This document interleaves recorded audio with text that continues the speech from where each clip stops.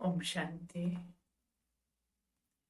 प्रकृति हमारी कैसे दासी बनेगी, कैसे हमें सहयोग देगी और हम उसके मालिक बनेंगे, इसके ऊपर बाबा ने महावाक्य उच्चारे हैं अपने 27-10-81 के मुरली में, जिसमें बाबा ने कहा चाहे किसी भी तत्व की हलचल हो, लेकिन जहां आप प्रकृति जीत आत्माएं होंगी वहां कुछ भी नुकसान नहीं होगा।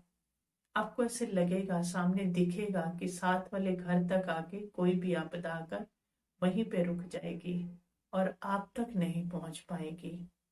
तो प्रकृति भी ऐसे अपने प्रकृति जीत आत्माओं का आह्वान कर रही है, ऐसे वो हमें सहयोग देगी कि हमें कोई भी नुकसान नहीं होगा। कुछ कदम तक आके वो विघन रुक जाएगा, सूली से क्या हो जाएगा, कांटा हो जाएगा।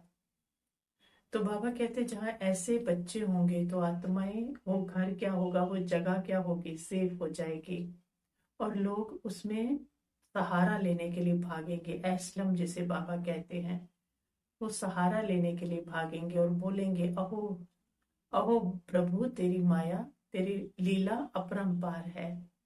तो एकदम हैरान हो जाएंगे और वो एस्लम लेंगे। और बाबा ने कहा वो सहारा भी कैसे मिलेगा, आप उन सभी आत्माओं को सहारा देंगे ना, लेकिन वो सहारा भी कैसे मिलना है, वो बाबा ने गुह्य राज इसमें खोला है कि जो आत्माएं अभी सहयोगी हैं, जिनको अंदर से ये लगता है कि यही कर सकते हैं, इनका कार्य एकदम सही है और यही इसको बचा सकते हैं, विकारों से दुनिया को बचा सकते हैं, ऐसी जिनकी भावनाएं हैं, शुद्ध भावनाएं हैं और जिन्होंने सहयोग दिया है, उनको आप बच्चों का एस्लम अर्थात जो सहारा है वो पहले मिलेगा। जिनकी इतनी शुभ भावनाएं रही हैं, जो सहयोगी रहे हैं, और बाकियों को नंबरवार मिला है। जिन्होंने कहा है ना, जो विरोधी रहे हैं और जिन्होंने कहा देख लेंगे, जब होगा तो हम देखेंगे तुम क्या करते हो, तो वो लाइन में खड़े होकर इंतजार करेंगे। तो जो बाबा कितनी हमारा को ऊंचा उठा रहे हैं कि बच्चे, ये बाबा ने राज खोला है, वो इंतजार करेंगे कि हमारी बारी कब आएगी। क्योंकि वो अभी भी कहते हैं ना, देख लेंगे, हम तुम्हें देख लेंगे, तुम क्या करते हो, तो तब भी वो देखेंगे। लेकिन तब तुम रहम दिल और उन पर भी करुणा करने वाली शुभ भावना, शुभ कामना से उन आत्माओं को भी सुख और शांति की अंजलि देंगे। तो वो लास्ट में उनको भी अंजलि देनी है।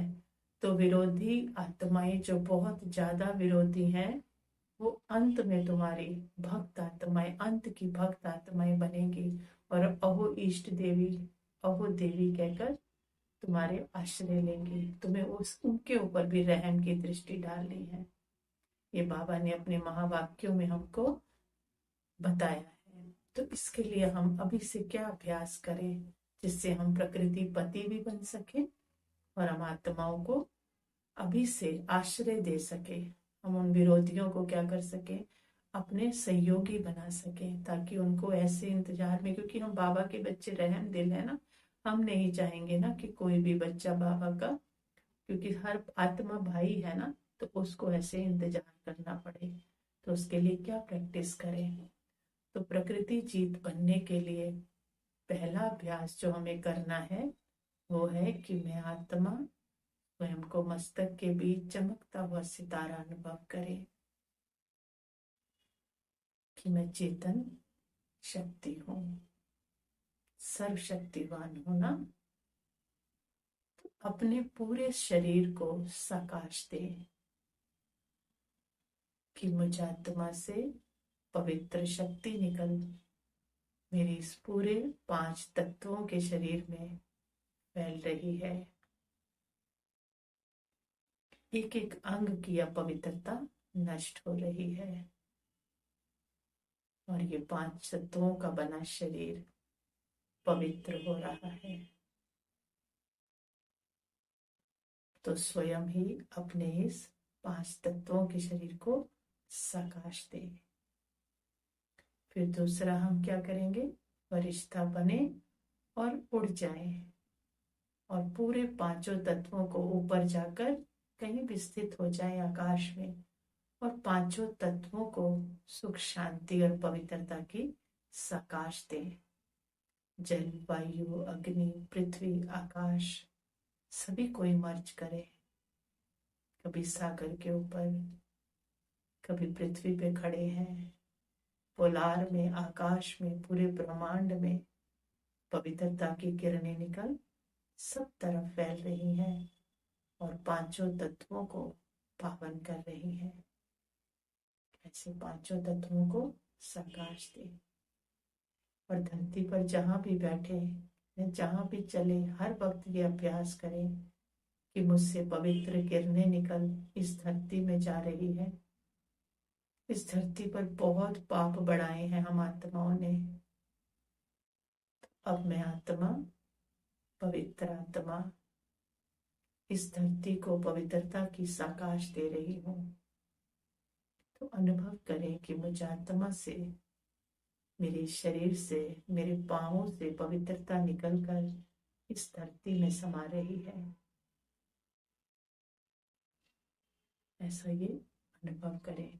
और फिर मैं पवित्र आत्मा, पवित्र शरीर है और मुझ पवित्र आत्मा से पवित्र वाइब्रेशन और मेरे शरीर के रोम रोम से पवित्र वाइब्रेशन निकल रहे हैं जो चारों ओर के वायुमंडल को पवित्र बना रहे हैं। ऐसे अनुभव करें पांचों तत्व पवित्र हो रहे हैं। जो इस शरीर से लगकर वायु भी जा रही है, एक एक अंग से छू कर जो जा रही है, वो क्या हो रही है? वायु पवित्र हो रही है, धरती पवित्र हो रही है, वाइब्रेशन से वातावरण पवित्र हो रहा है। तो ये पांचों तत्वों को हम साकाश दें। बाबा कहते अंत में तुम्हारे क्या बन जाएंगे? सहयोगी बन जाएंगे।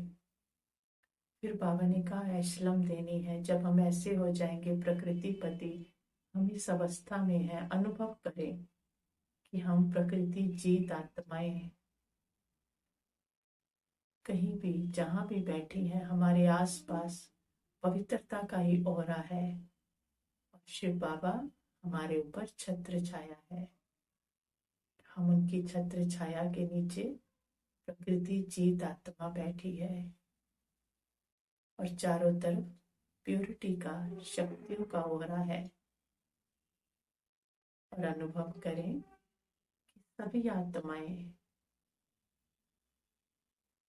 इसकी तरफ खिंचती आ रही हैं, दुखी हैं, अशांत हैं, कहीं भी शांति नहीं मिल रही और वो खिंचती हुई आ रही हैं इस छत्र छाया के नीचे और इस वाइब्रेशन में आकर सुकून पा रही हैं।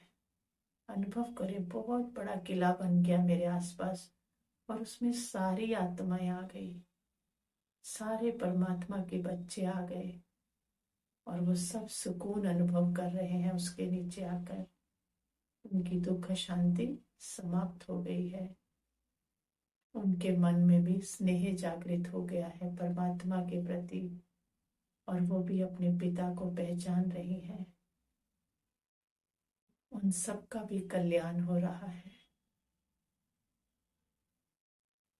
सब सहयोगी बन गए हैं और सबके अंदर पवित्रता भर रही है और वो पवित्रता चारों तरफ फैल रही है। सभी आत्माएं बाबा का कार्य कर रही हैं, पूरे विश्व को पवित्र बना रही हैं।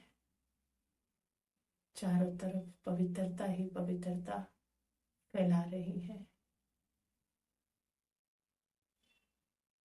तो उन सबको ऐशलम दे, सहारा दे, सुखी करे सबको। तो ये हम अभ्यास करेंगे कि एक तो प्रकृति पति बनना है जो बाबा ने हमें 27/10/81 में कहा, उसके लिए अभ्यास करें प्रकृति को साकाश देने का। सबसे पहले शरीर को साकाश, क्योंकि शरीर भी तो 5 तत्वों का है ना, फिर पूरे पांचों तत्वों को साकाश देनी है। उसके बाद हर आत्मा को बाबा की छत्र छाया के नीचे लाना है कि मैं आत्मा कंबाइंड हूँ शिव बाबा के साथ और सभी आत्माओं को इस छत्र छाया के नीचे ला रही हूँ और सभी आत्माएं सहयोगी बन गई हैं, किसमें? पवित्र बनने में और पवित्र बनाने में। उनको समझ में आ रहा है यही है, यही है और यही है। अच्छा, शांति।